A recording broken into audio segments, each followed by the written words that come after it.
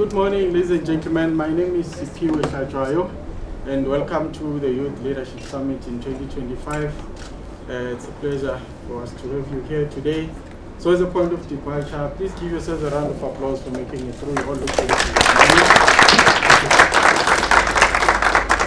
Yes, it is an honor and a privilege to be here.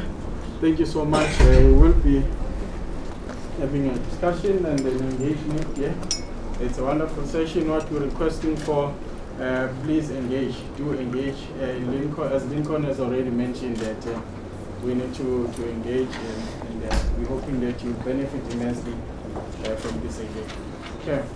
So, ladies and gentlemen, it is my great pleasure to introduce our next speaker, Ms. Ziyanda Ntshona, a truly accomplished professional and an inspiring role model. Ziyanda is a partner at Herbet Freehills, where she brings her legal expertise to high-level strategic matters. She chairs the corporate business unit and executive committee. In addition to a legal career, she is also a qualified engineer, demonstrating her exceptional versatility and drive. Ziyanda is known for a passion for problem solving and for constantly seeking opportunities that challenge her thinking and stretch her abilities. A prime example of this is her current work on the pending acquisition of MultiChoice by Canal Plus. I'm sure you've heard of that, most of us, where she plays a critical role on the team representing the shareholders. Beyond her professional achievements, Ziyanda is a dedicated family woman who enjoys spending quality time with her two beautiful children and her supportive husband. Today, she will speak on a topic that resonates deeply with leaders of all ages. That is, increasing the odds of success through preparation. That's our topic for today. So preparation is key, ladies and gentlemen. As Benjamin Franklin once said, by failing to prepare, you are preparing to fail. Please join me in giving a warm welcome to Ms. Ziyanda Ntshona.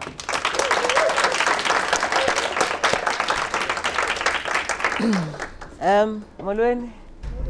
Good morning. So I hope you're well this warm. No, it's cold. I hope you're warm this cold morning. I had my thick jacket on, but I can't really have it on the whole day. But it's a cold morning. I think it's a big testament to be here so early, so cold. Thanks to Pierre for the introduction. I'm always amazed when I hear the intro about myself and my career, right? Because as far as I'm concerned, right, like, Dingumankomo, you know, I'm from Epai, Kabeja, you know, I was born there. So all of this sounds a lot, but I think I got here for a reason and by reason. So I wear many hats. First of which, Sipiwe mentioned, I am a mother to a teenage boy and a feisty girl. So you can imagine it's challenging, but most rewarding. I'm a wife, and my husband's so lucky because I want a wife myself. I mean, I hear they do very good things, and I mean, like, yeah, you know, here I am. I'm on the board of Ubuntu Pathways and of Kolisi Foundation. I love those roles because they allow me to give back.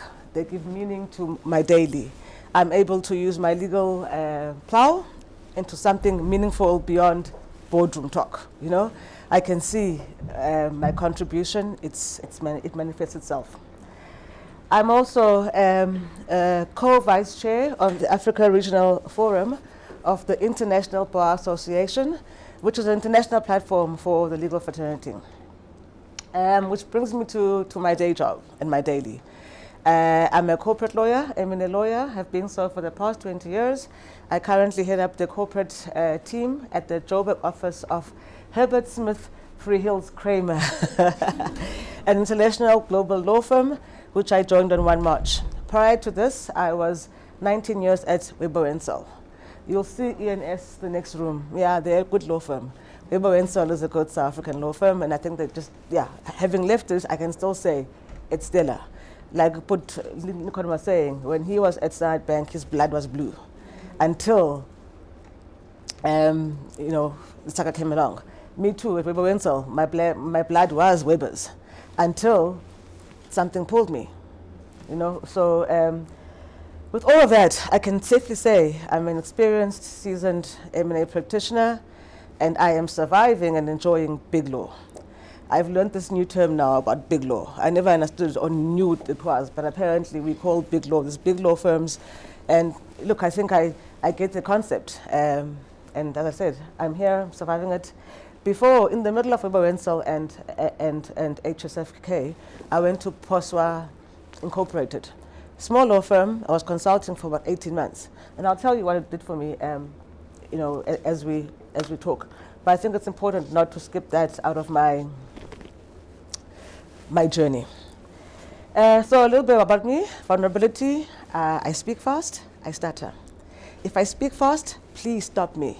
If I stutter, leave me alone. I'll get through it. So I'll get through it. And hosting this class for me is really a big deal because I must speak for a long time, and that's not my core skill. So I had to be prepared. Again, today's topic, you know, increasing success through being prepared. And why this topic? So I watched last year's conversations and classes, and I saw a lot of males sort of give more technical stuff, right? So I could talk about dividend declaration, I could talk about BE deals, ups and downs, and, you know, pitfalls. But in all my time when I've been asked by young people or just people, it's not about the technical law. It's about how did you make big law? How are you surviving big law? So I thought, look, let me be vulnerable and let me talk about myself and my journey and give the tips that for me have made a difference. And really, it's one tip, being prepared. Because for me, it encompasses a lot of stuff, but in one mouthful, it's being prepared. Now, I remember the exact moment where I felt adequately prepared. It's that powerful for me that I remember it. I know where I was. And each time I feel a bit scared or I feel a bit unsure, I go back to that feeling that I had. Sorry, I take notes. I'm a lawyer, so. And so here it is. I was driving in Bryanston on Homestead Drive. And I felt like, oh gosh, I got this. I know what I'm doing. I'm not saying I'm like an expert, but I'm comfortable. I know what I'm doing. Now, I know this time because it was my 8th year in practice. That's an awfully long time to say I got this. But for me, that shows, and such is the pursuit of excellence. And also, I just read Malcolm Gladwell's book, which is The Outliers. And he says that to be a master or an expert of your chosen field, it takes 10,000 hours. Now, when I was then, that time, counting, 8 years, 10,000 hours, I figured, and I counted actually, 8th year, I had done 10,000 hours of practice. So I could align the book with my physical feeling and practice that actually, yeah. And so I said, I don't think at that time I was an expert in M&A law, but I definitely had the feeling of, I got this, I can do this. And I was doing it well enough. So what does it take? Well, what is preparation? Because I think that everyone says, yeah, I know, I must be prepared. Yeah, I know, but what is it? What is preparation? And I feel we all undermine this thing of preparation. It's not waking up, going to work. It's not taking a bath to go to work. I mean, that's like, for me, the bare minimum. I suppose it depends, where do you want to play, right? But I'm talking about myself, right? And so that wasn't the level I wanted to play at. So it was more than waking up. It was more than showing up. But what is it? And how much is it?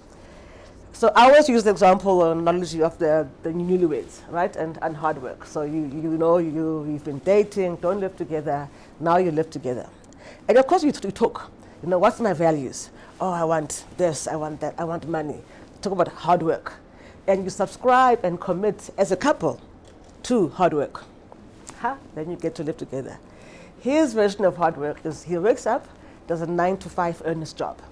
And he's there committed. But yours is, at times I don't even go to bed. You both work hard, but you've got different versions of what is hard work. And so take it back to preparation. What is preparation?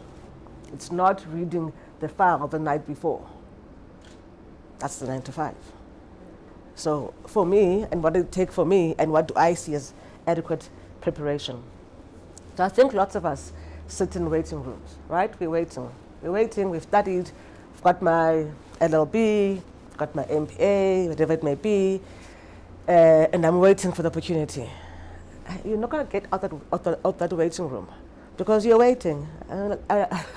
I don't think I like Mando that much, but I still think that song was brilliant. So he didn't know it. He didn't know he was being prophetic or whatever the word is. But honestly, for me, when I think about songs that, what do you call them? Our parents called them bubblegum music. It's actually got a deep meaning, for me at least. How do you get something just by waiting? We need to turn that waiting room into a preparation room. You need to be constantly in that room preparing.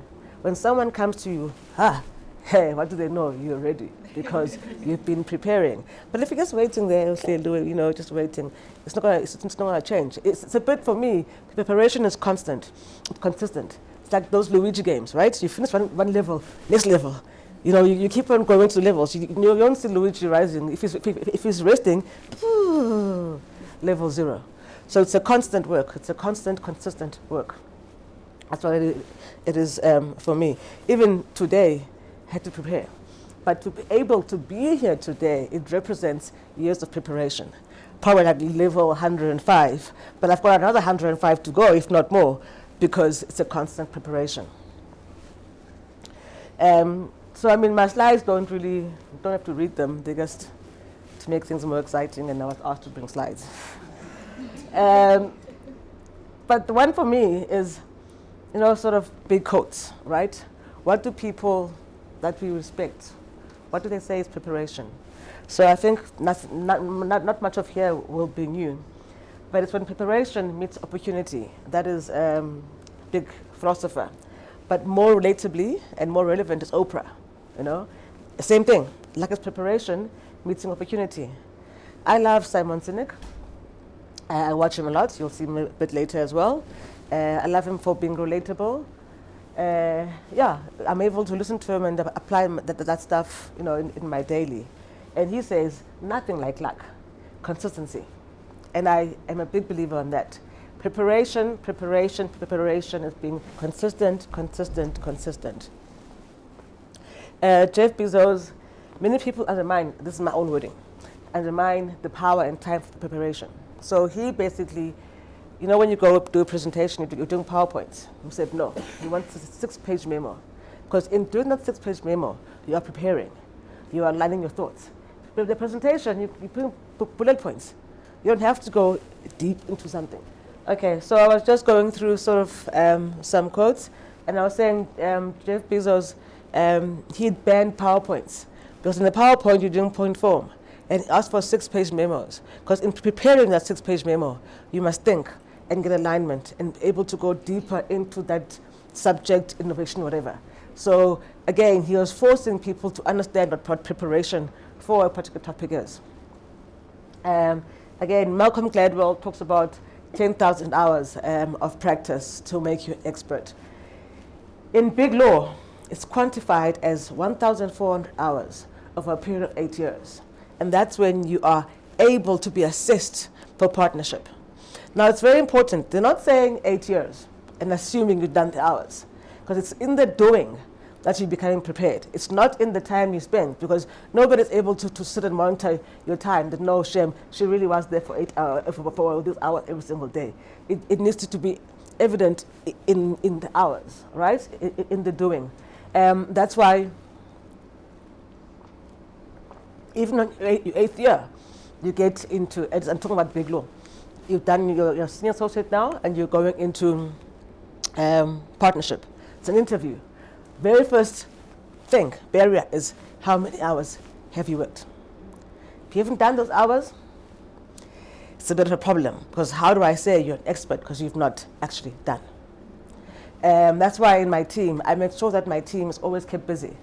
Because it's nothing like you're going to sit at the desk, earn a nice salary, and say you are an associate, but you're not doing.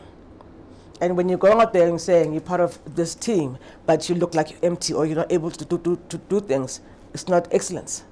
So you reach that, by doing. An example about promotions. So senior associate, I fell pregnant. I didn't fall pregnant, I became pregnant. I don't know, you say you fall, not like a week or the pregnancy, I didn't fall into it. I deliberately, I made pregnancy, I don't know. So, okay, so now, and by that time, these law firms, they changed their timelines. But by that time, it was 2 years in each position. So trainee, associate, senior associate. And I'm on my second year of senior associate. So I'm up for promotion. Up for, not to be promoted. So I got the boss. I said, hey, Sally, listen, I'm pregnant. What does that do for my promotion? Because if it's achievable, I want to work hard towards it. But if it's not, I don't want to be bitter and say I worked hard and then I didn't get it. So I know you can't guarantee me, but I need to know if it's off the cards or if it's on the cards. She says to me, Ziyanda, you need to, it's not off the cards, but it's going to be difficult. You're going to have to, when you leave here, have done your budget. So I have this vision in my mind, and I don't know if you all know Tracker, as in your car. Okay. So that time, it was 2009, Actis, which was a private equity firm, was acquiring Tracker. And I was on this deal. And, about to close, it's about August. No, it was probably July. I'm literally walking the corridors at 2 in the morning at work. And it was so empty and so dark. As I walked with my big stomach, lights went on. But that's what I was doing to prepare for the ability to be promoted. And I left in August, done the numbers. And so what was left was not the numbers. It was, am I a quality person to be a partner? But I'd done the numbers. I'd prepared myself in that regard. So, came back for interviews, and again, oh great, numbers done, thanks Ziyanda. Let's talk about you. What's your plans? And so I got the promotion. But I was understanding what was required to go there. I could have simply just said, okay, let me continue my cherry way and been disappointed, maybe not. But I thought, let me go and see, what does it take? What do I need? How do I prepare myself to get here? So it was also a talk to myself, and we'll get a bit later as to what is required to get here, but understanding first, what preparedness do I need to get to? I like this one is, chance favors only the prepared mind. The theme here is about chance, opportunity. So like you are really in waiting, right? You don't know when it's going to come. In big law, you might know, but generally you don't know. But if you say, I don't know, I'm going to sit down, it's not going to work. You've got to be actively preparing for the moment when that chance, opportunity comes. For me, the common theme as well is hard work. It's consistency. I don't know if I'm using someone like this one. It's being consistent, it's hard work, and how much is hard work? When I left Big Law in 2023, June, July, it was not a rush decision, but it was like I gave 2 weeks leave, 2 weeks notice at work. Friday I left work, Monday I was consulting at POSWA. And I was frightened, hey? Because I'm used to a nice paycheck for the past 19 years. I'm used to structure, I'm used to big transactions. And I wanted to do big transactions, but just not in big law firms at that time. So how do I get this? And the simple thing for me was hard work, plant the seed every single day. Don't look for the outcome, because there may not be an outcome on that day. But plant the seed every single day. Step by step. You won't see, there won't be a big sign saying, Ziyanda this way. There won't be a big reward. But somewhere, somehow, when the opportunity comes, you're going to be ready because you're planting the seed every single day. So now I'm back in big law because I'm a lover of things. I had serious FOMO being in a small firm. I thought, okay, no, I'm great, but I'm not going to achieve where I want to get to in sort of in a small law firm. I need a big platform to enable me to have the big deals, to work on big deals that I want to do. And my time at POSWA really was invaluable because it helped prepare me for this next step. One thing that is essential in life is to be confident, but not empty confidence, but confidence in yourself and your skills through evidence. And if I could have survived 18 months of a small law firm but remaining doing big deals, then I'm showing that I can do this. So when I go into the big law firm of big international law firm, there's no basis for them to doubt me reasonably, or for myself even. So it's helped me to be confident. What more time do I have? Sapir? Okay. So it's not one-dimensional, right? For me, I look at three sort of aspects of preparedness. It's education. Now, I think that black women probably always tend to be looking to find education through formal, right? I'm an example. I've got 2 masters, I did engineering, I did law, I did HR, all the stuff, right? Did I need it? Maybe not, right? I don't know if I need an MBA for doing my job, but here I am, I've got it. I think the reason is that we always want to justify ourselves in the room.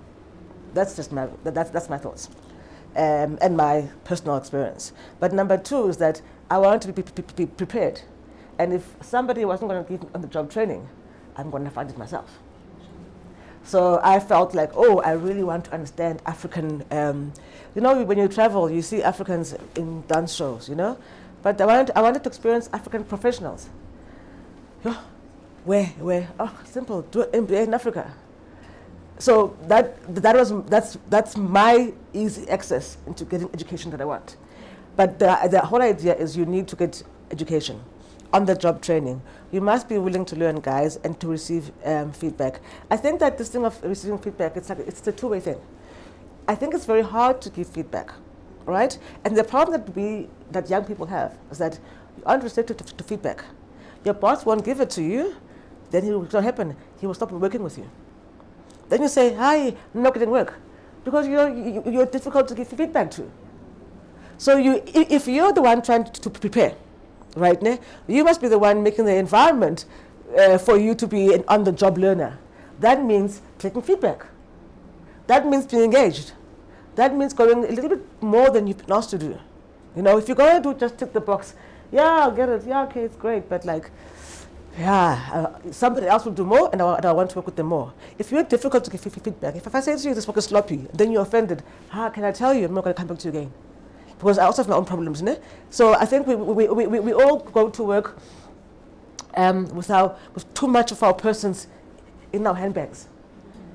And actually, no one is personal against you. Okay, sometimes they are, but on the general, guys, I don't know, So if you say to yourself, I'm here to learn, I'm here to prepare myself. So all those small things along the way, they become irrelevant to you. Because actually, I've got a goal. But if you've got the person in your handbag, I say to you, your work is sloppy. Maybe it is sloppy. But now suddenly, oh, Ziyanda, But now I've also felt your responsiveness to my feedback. I'm not going to want to give it to you again.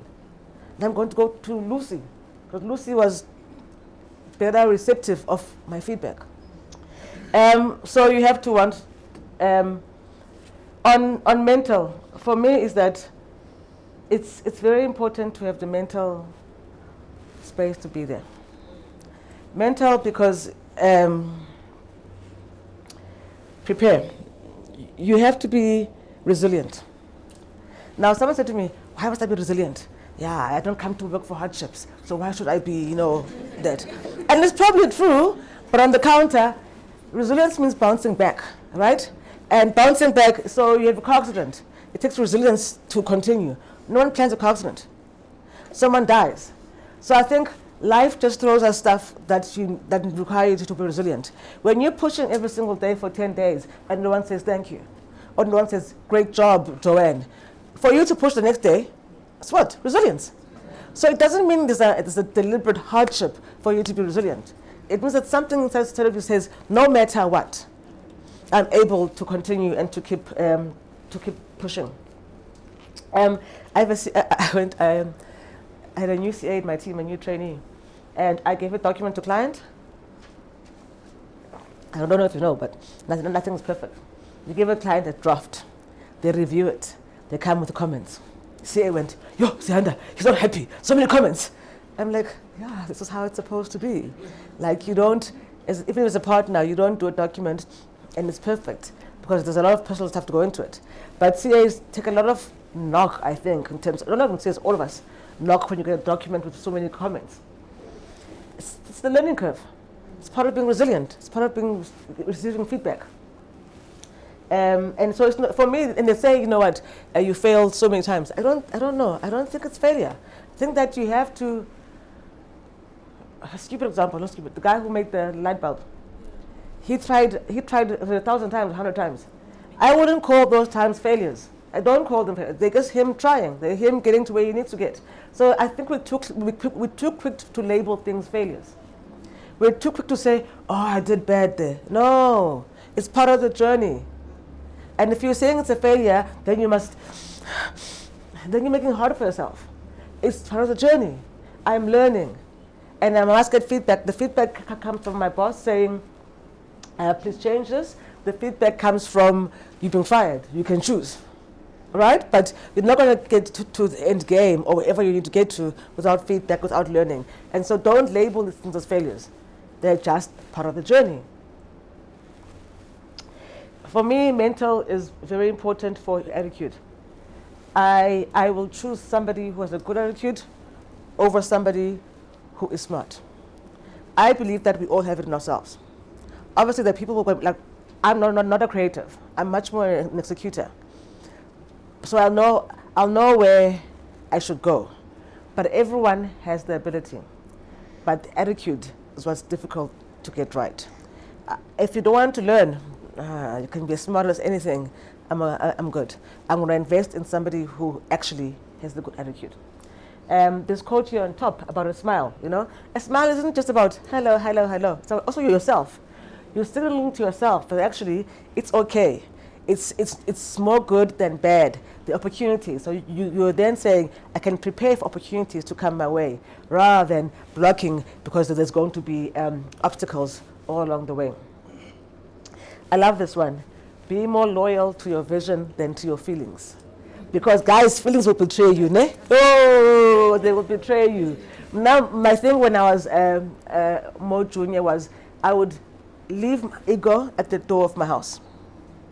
And the drive from my house to work was me getting myself to the work mode. Because when you got ego, you're offended. They didn't greet me.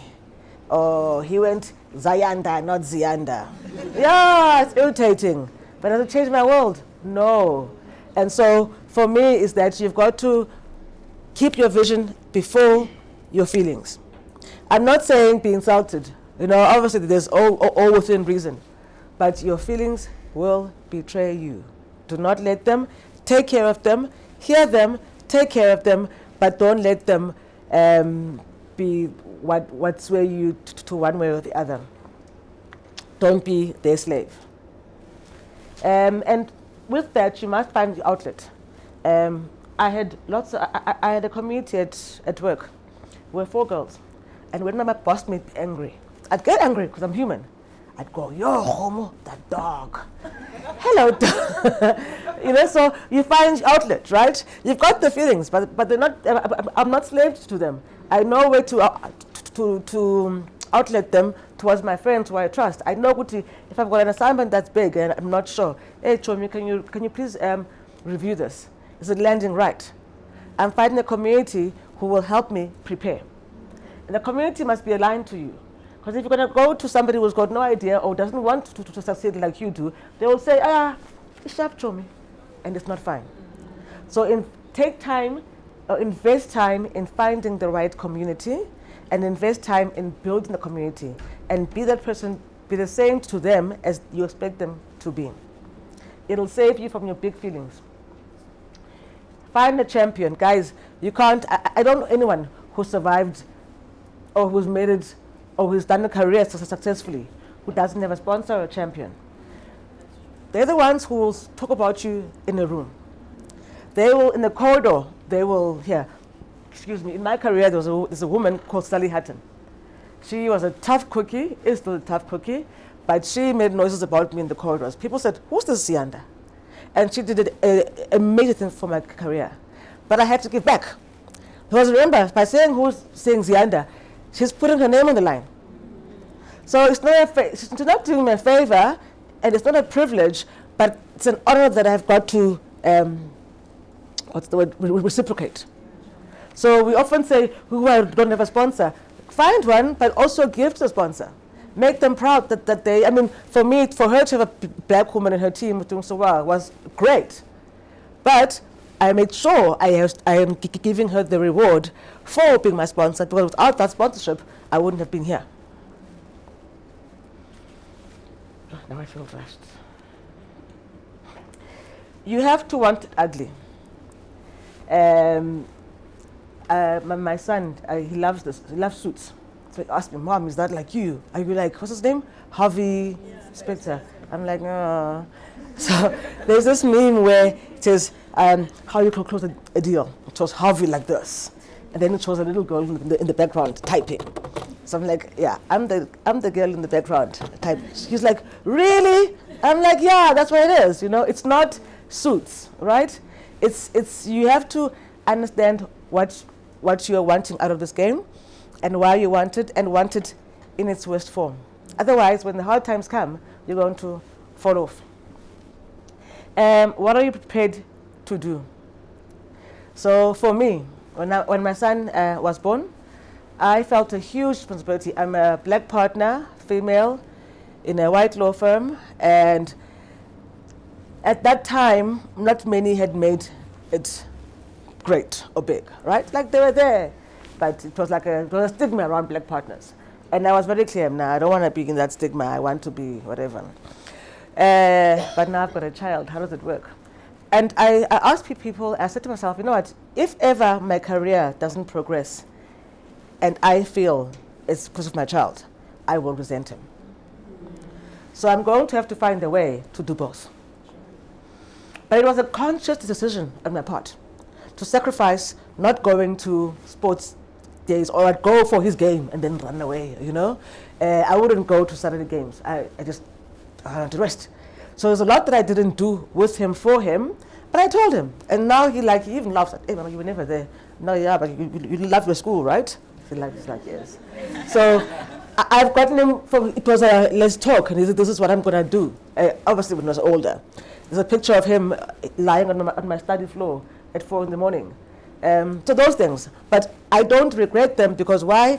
They were, for me, conscious, deliberate sacrifices I was going to make. I think if you don't do that, if you're a young mother and you're unconscious to do that sacrifice, you will feel guilty or you will feel bad about it. And I'm not saying it's off us. That's my value, guys, right? Yours may be, I'll take time off for my son, right? So it's not about you must do this to get here. It was do what you feel you can do to get to where you want to do. But if you don't think about it first, it won't happen. It'll be a mistake or something. But if you're deliberate and say, okay, fine, I want to get here. Do I know what it's going to take to get there? And then, what are you preparing for? I'm biased towards action. You have to act. People will say act to fail. It's not failing. You act. You act. You'll get there in 1 step, if you're lucky, or it'll take 5 steps. Along the way, you're refining those steps, but you're acting. You're not sitting down. Sorry, I'm going to play this video because I really think it's very important, and I know that there isn't much time.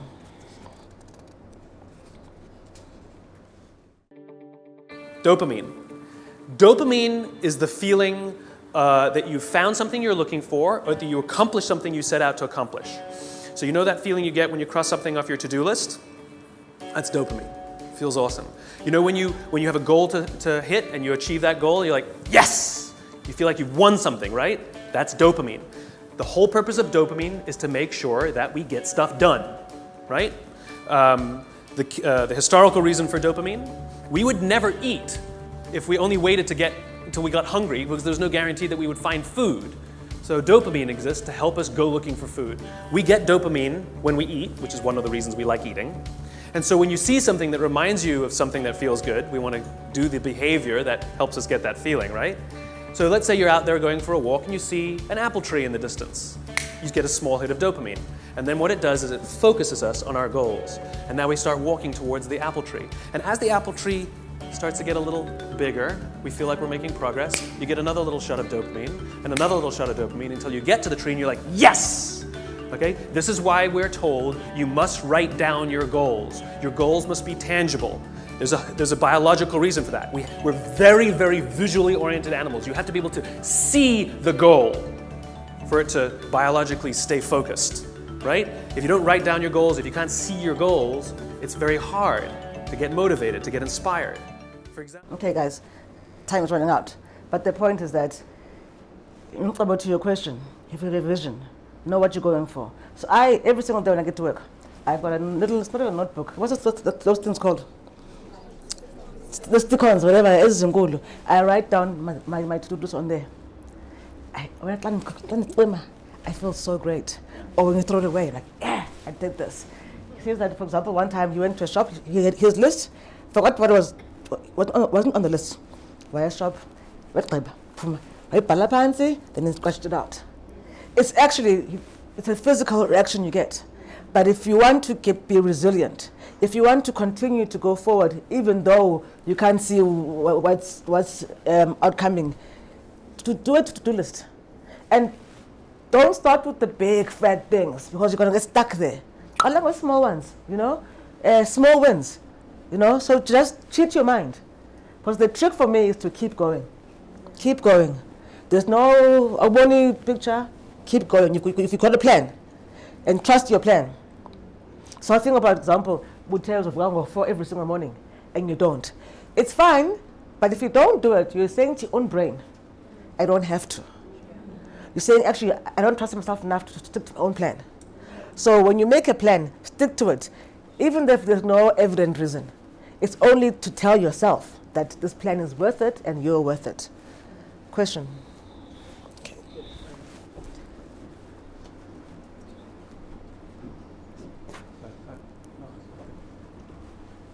So now you chow my time now. Right. Thank you so much. Ladies and gentlemen, due to time constraints, I think we'll take about 3 questions.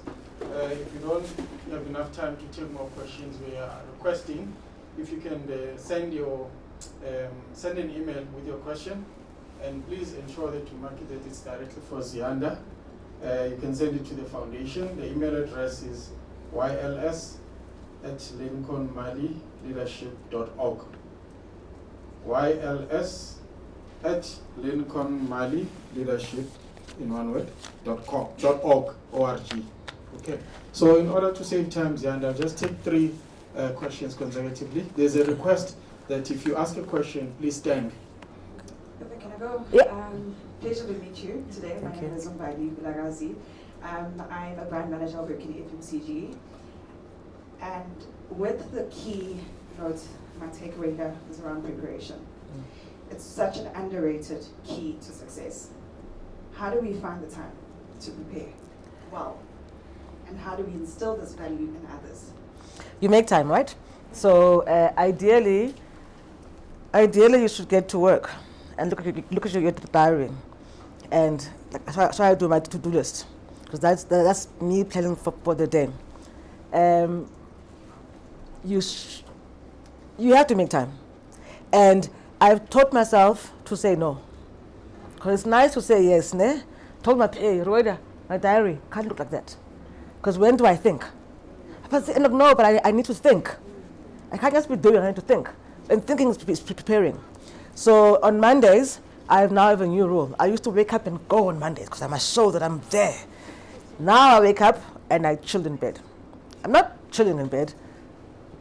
I got my laptop on, I'm in my pajamas, I'm planning my week. I'm getting my mind in the right state. So find your time in a week, in a day, in a month to plan. When I go on holiday, a day of it is me planning. Planning not just work. My kids, I have a diary for my kids when the holiday, because they get so busy, I'm so busy. If I don't plan that, I never see them or I miss their big days. So Sunday evening, I hate Sunday evenings. Like cut blanche music, it gets me like so anxious. But find that time. And my psychologist said to me, you're anxious because you've got no plan. So on Sunday, or sometime on the weekend, find half an hour to plan. You'll find Sunday night feels better. Yeah. So it's all those things that they take time, but once you get them right, they actually feel better. And actually they work smoother. But so you must make time. I tell my team, don't go jump straight into a task, because now you're going to get it wrong when you're going to go other way. Sit back, relax. So it's just, you just make time. Oh, okay. Okay. Okay. Okay, cool. Hi Ziyanda, my name is Giachile. I'm the head of communications at TikTok. I think my biggest leadership struggle at the moment is leading people my age. So you mentioned issues around receiving feedback. So even in performance reviews, I've given that feedback to say, you're not really receptive to feedback, and so it's hindering that relationship. And so I think for me, the question is, how can I make it land with my team that I need you to be able to receive the feedback to be able to grow? Because I personally take feedback very well, and I've got a really amazing relationship with my manager. So I'm just struggling to make it land, and I often feel like it's a problem because of age as well. Hi Ziyanda, thank you so much again for this. I think we can all agree that all of us being here is part of the preparation you just spoke about. One of my biggest things is I've been working for probably 7 years now, to 8, and one of the biggest things is finding that community and really in the workspace and finding boundaries, because I think for a very long time we've been told that work people are not your friends, this is not your family. So it's really just such a big contradiction on, finding those people that are your people without you being kind of scared to truly expose yourself. So how do you navigate that, or how did you navigate that in that spaces of finding your people and also trusting them? Okay, I'll start there because you answered. I was lucky because, another one, okay. Hi Ziyanda, Hi. my name is Larato. My question is, how can young professionals prepare themselves to intentionally step into rooms where they feel underestimated or left out? And I would assume as a black woman in the law profession, you probably did experience that, and maybe you still continue to experience that. How do you navigate for that, preparing for those moments where you are made to feel small and inadequate and incapacitated to carry out the task? Thank you. Because those people don't determine who I am, right? And right? So it's quite hurtful. So let's not undermine the impact of it, right? But if you, example, are going to a meeting, you have to have read up all that stuff.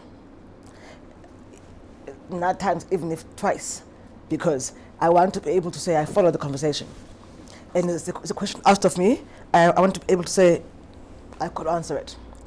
I find that sometimes in that space, we then try to speak in the meeting to be heard. No, don't try and speak when you've got nothing to say. Because they're like, you're feeling the air, But be prepared. And when you've got input to make input. But we call it black text in corporate world. You walk in there, people undermine. Even it happens to me to this day and age. I'm leading a deal, I walk in the door, I can tell, after 5 minutes, they're like, I can literally see their faces change because of what I'm saying and what I'm saying and my authority. So when you're junior, it's more difficult. I do it now because but I can do that because I've prepared for all these 20 years. So it is preparation, it is knowing who you are, it is self-confidence. Nothing like a white male or mediocre is confident like that. I don't know how they get it, but they do it. But that confidence is what makes people listen, right? I don't advocate for that, but I'm saying a little bit of confidence and a little bit of knowing that's not who I am. They're not reflective. They have that face, that look. I pity of what you know of me. But you can't dissuade if you don't know what you're talking about. Don't feel compelled to speak, but also when you do speak, know your story. And go and greet everybody. Go, so what is I? Ziyanda. No, you are there. Somehow you got to that table. Fill that space the way you can. So don't be shy, but at the same time, don't talk for nothing. Don't talk because you want to fill a void. There's no void. But know your story, be firm, be confident. Community. Yeah, it's hard, right? It's hard. You don't, for somebody to be a community, they don't need to be your best friend. So don't confuse community at work with friendship at work. It is, what do you want, right? I want somebody who's going to sponsor me. I want somebody who's going to be able to tell me, like for me, I'm new in my job. I've got partners who are older and younger than me. And I'm sure they don't like that I'm more senior than them. But I use those young white boys because they must tell me what's what. And if I ask the older partner, they're going to be conservative and they won't tell me the gossip. So I must be, no, Patrick. And I become his friend. We both know we aren't friends. But it doesn't matter. I know what I need Patrick for. So play the game. I don't trust Patrick at all. I know if I gossip with him, he'll tell Peter. But I tell him enough gossip for him to tell me the gossip. That's it. So when we say community, I don't mean make best friends. I was lucky, they were best friends in Ceylon, so I'll tell you I don't have time because of him. But, I'm just teasing you.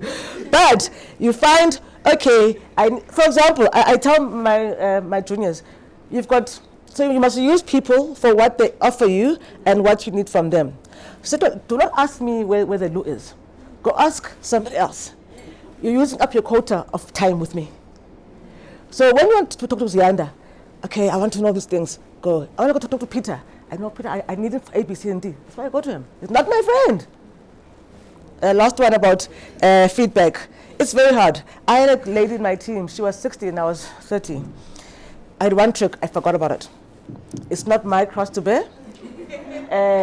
In giving feedback, gosh, it's difficult. And some people don't take feedback. And those must probably go. No, thank you so much, ladies and gentlemen. I am so sorry there's more that we need to discuss, but time is always against us.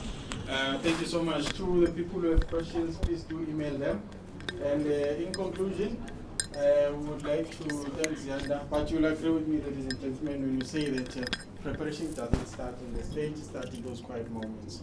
Yeah. So please do engage and do serve your communities.